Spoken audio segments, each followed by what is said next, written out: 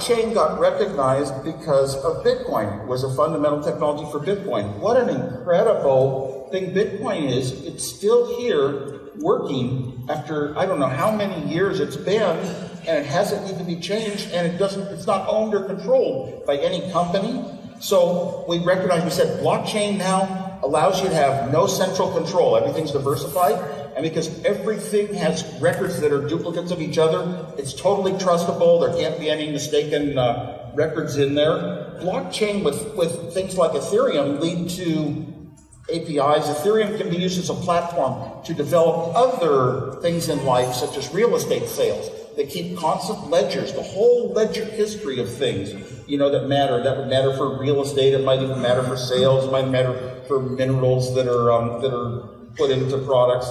So there are a lot of these astounding things that blockchain can do to change life. It's kind of like in 2000. We looked at the internet and said, look at all these things that could be done by the internet that would change our life someday, and we'll really be onto it. All the companies invested, and then it went bust. It went bust. The only year that San Jose, California ever lost population was 2003. But you know what? Look ahead now. Everything we do in our life is improved by the internet. We have apps for everything. So it eventually happens, just that culture doesn't want to change rapidly. And I see blockchain as being in the same sort of place right now. Might be a bubble, but it's on the right track. Bitcoin, though, sets such incredible high standards. Bitcoin is there and nobody runs it and owns it, and yet it works so well. And we think, oh, that will be the outcome of everything else. Bitcoin is limited to how many Bitcoins can ever be produced, unlike real currency, which governments can just create as much more of as they ever want to.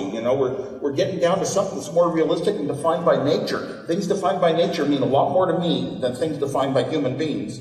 So the trouble is, not every blockchain, all these blockchain examples that are being done and put out there, they kind of come up with, new blockchain implementations that don't have necessarily the advantages that Bitcoin had. You can't do it and have something that has a business model. And that's an interesting point because, currency that we all use, dollars, euros, they were mandated by central entities.